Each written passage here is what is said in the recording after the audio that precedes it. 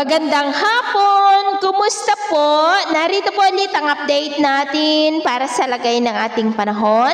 Ngayong hapon po ng July 3, 2025. Sa ngayon po ay patuloy pa rin na pinapalakas ng dalawang sama ng panahon ang habagat na siya pong dominanteng weather system na nakakaapekto po dito sa ating bansa, lalo na po dito sa May Luzon. May bagyo po sa labas ng ating area of responsibility at ang nasa loob ng ating PAR na sama ng panahon ay nasa kanluran na po ng Batanes.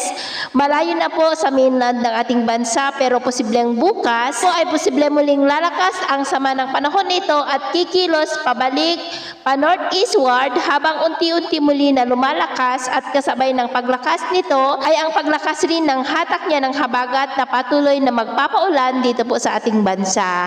Posibleng whole week, next week ay nandyan pa rin yan sa northeast ng ating bansa na patuloy pa rin na hahatak at magpapalakas po ng habagat.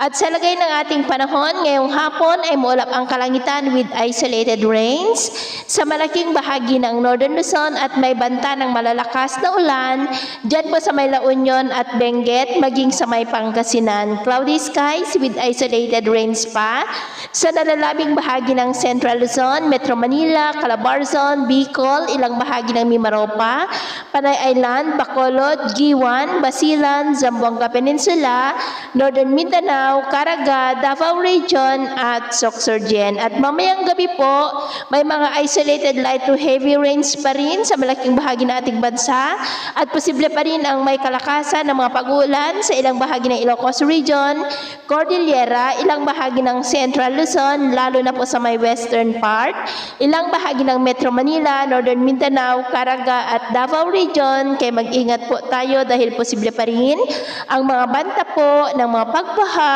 at pagguho ng lupa.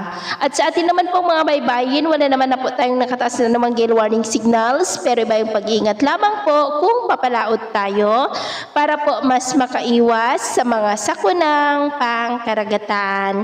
So yun po ang latest update natin sa araw na ito. Ako po muli si James na nagsasabing sa kahit anong pagsubok po na darating sa ating buhay, huwag po tayong mawawalan ng pag-asa. Thank you and God bless!